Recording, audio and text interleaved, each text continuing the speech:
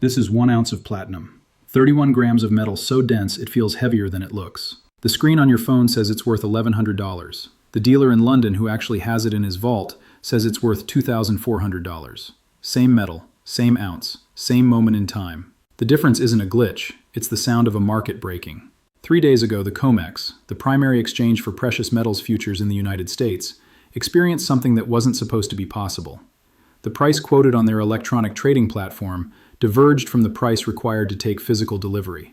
Not by a few percent, by 118%. That's not volatility. That's two separate realities operating under the same name. The paper market says platinum is $1,100. The physical market says if you want actual metal, atoms you can hold, weigh, and verify, you're paying $2,400. And the gap is widening, not narrowing. This is not about platinum. Platinum is the canary. What's happening in the platinum market will happen in silver, then gold, then every commodity where paper claims vastly exceed physical supply.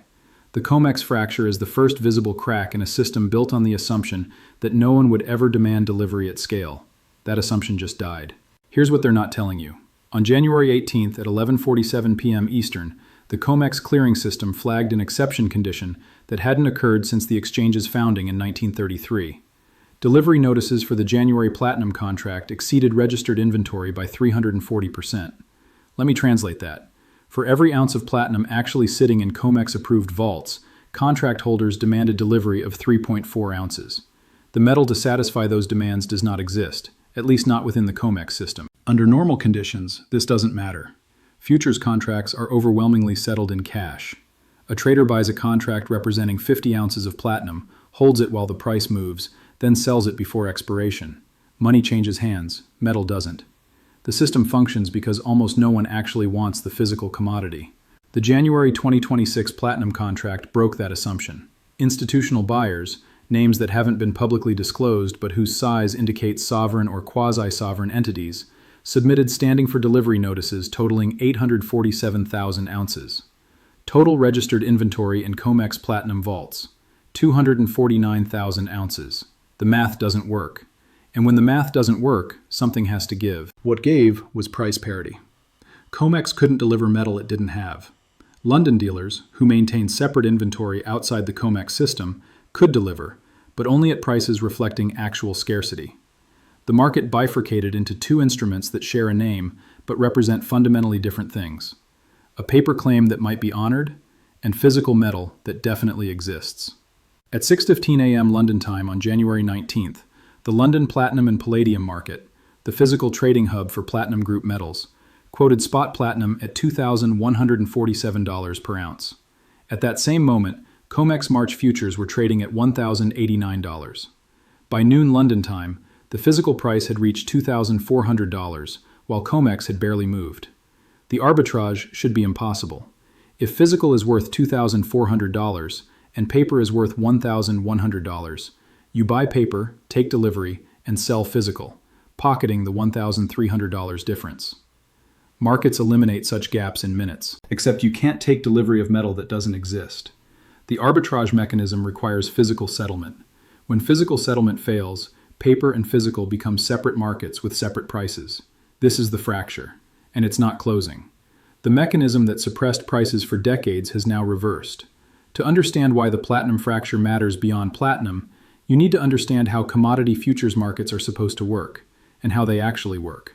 Futures markets were designed for hedging. A platinum miner sells futures to lock in prices for metal they'll produce next year. A jewelry manufacturer buys futures to lock in costs for metal they'll need next quarter. Both sides reduce risk. The market provides price discovery. But futures markets became something else. Tools for managing, critics would say suppressing, commodity prices. The leverage available in futures markets allows relatively small amounts of capital to control enormous notional positions. A bank can sell $10 billion worth of platinum futures with a fraction of that in margin requirements. If more selling pressure exists than buying pressure, which institutional traders can arrange, prices fall. Lower paper prices create lower reference prices for physical transactions. Miners receive less. Consumers pay less. The paper market dictates the physical market. This works as long as delivery remains theoretical. The moment significant players demand actual metal, the leverage that suppressed prices becomes the leverage that explodes them. Every short position that can't be covered with physical delivery must be closed through buying. That buying drives prices higher.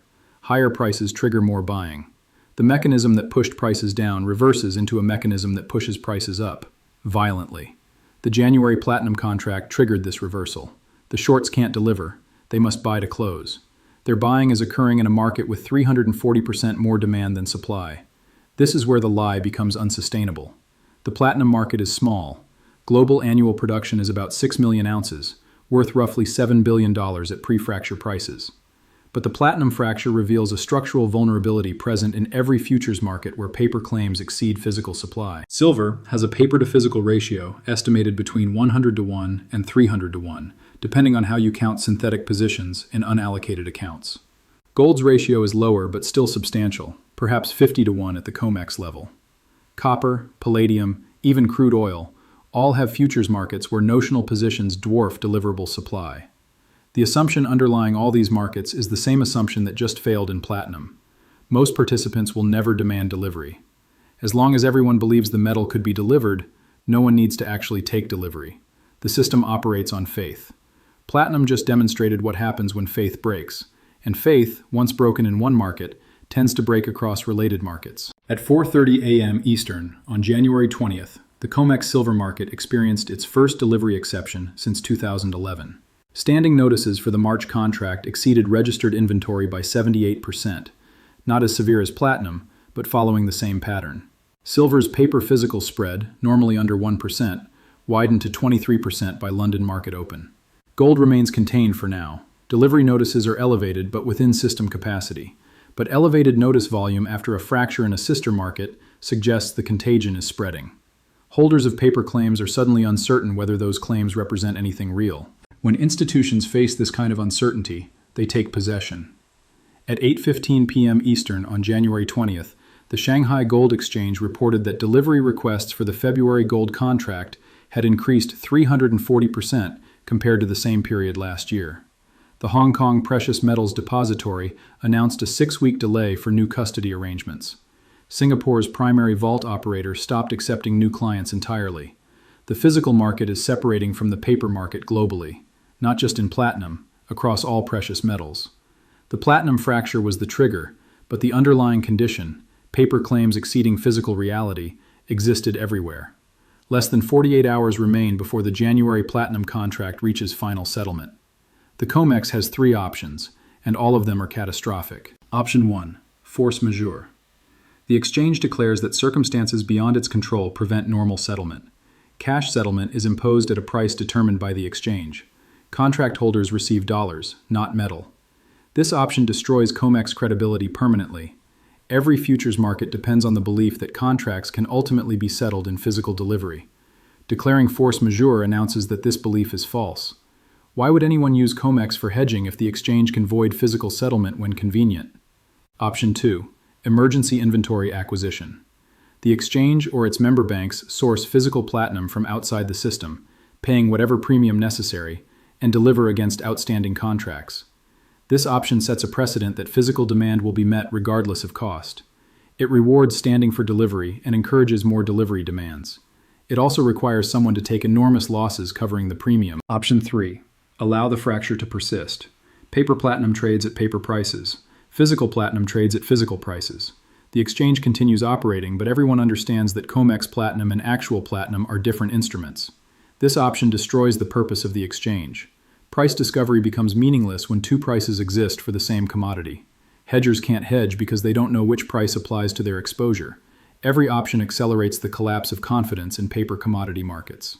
The COMEX is choosing between different flavors of self-destruction. While paper fractures, physical accumulates.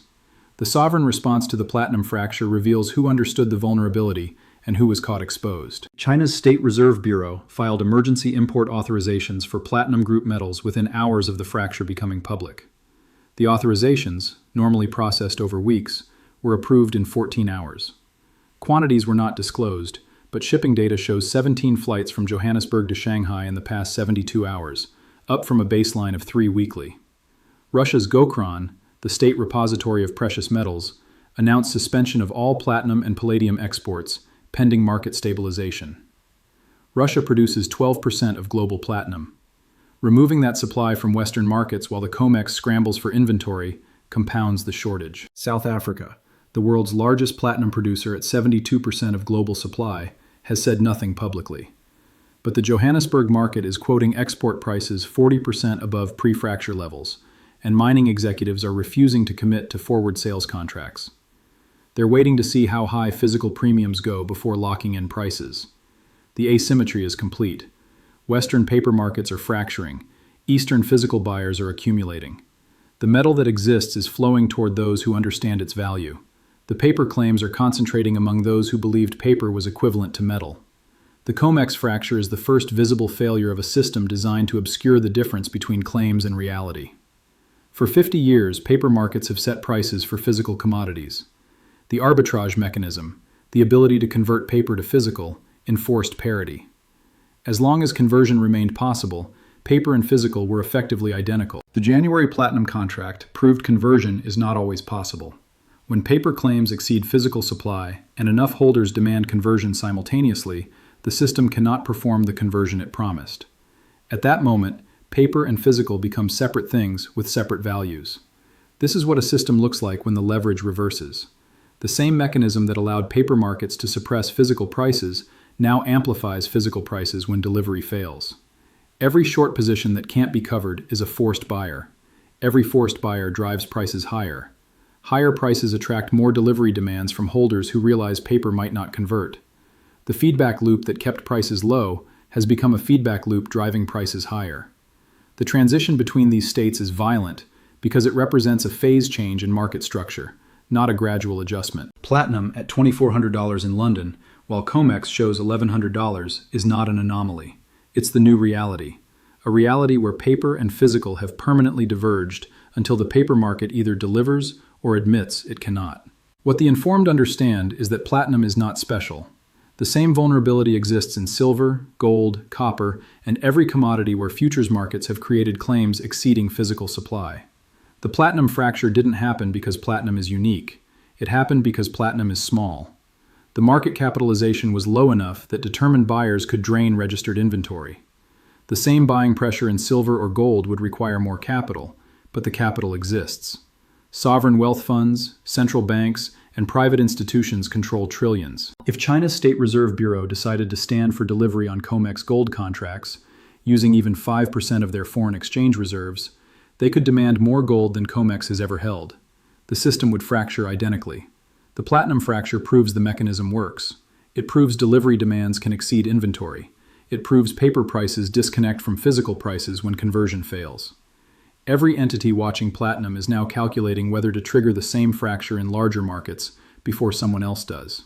The rational response to watching one market fracture is to test whether related markets will fracture similarly. First mover advantage exists. Those who demand physical first receive physical.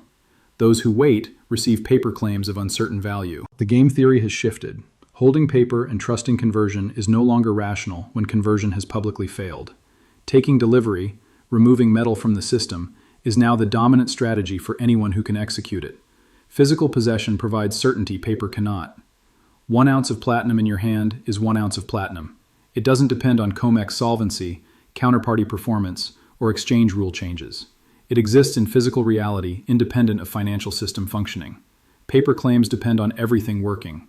The exchange must remain solvent. The clearing member must perform. The delivery mechanism must function. The inventory must exist. Every link in the chain must hold, or the claim becomes worthless. Platinum just demonstrated that the chain can break. Physical holders experienced no impact. Their metal remained their metal.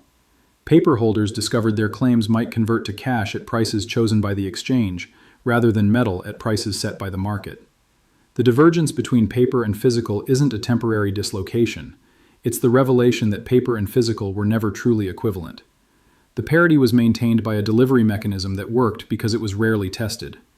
The mechanism has now been tested and found inadequate. The COMEX will continue operating. Platinum futures will continue trading. But everyone now knows that COMEX platinum and physical platinum are different instruments. One is a bet on price movement. The other is possession of actual metal. $1,100 on your screen. $2,400 in the vault. Same word, platinum. different realities. The fracture won't repair itself. It will either spread to silver, gold, and other metals as delivery demands cascade, or it will persist as a permanent reminder that paper markets price paper, not physical. Either outcome transforms how commodities trade globally. Either outcome advantages holders of physical over holders of paper. Either outcome confirms what skeptics have argued for decades, that futures markets became mechanisms for price suppression rather than price discovery, and that suppression only works until it doesn't. It stopped working 3 days ago, at 11:47 p.m. Eastern, when delivery notices exceeded inventory by 340%. The sound you're hearing isn't market noise, it's structural failure. The first crack in a system built on the assumption that promises and possession are equivalent. They're not. Platinum just proved it. Silver and gold will prove it next. The only question is whether you understand the difference between what your screen shows and what actually exists before the fracture spreads to the markets you're exposed to. Paper or physical? Claims or atoms? Promises or possession? The COMEX fracture is forcing everyone to choose. The time for assuming they're the same has ended. $1,100 or $2,400. The same ounce of platinum. Reality is asserting itself now, one failed delivery at a time.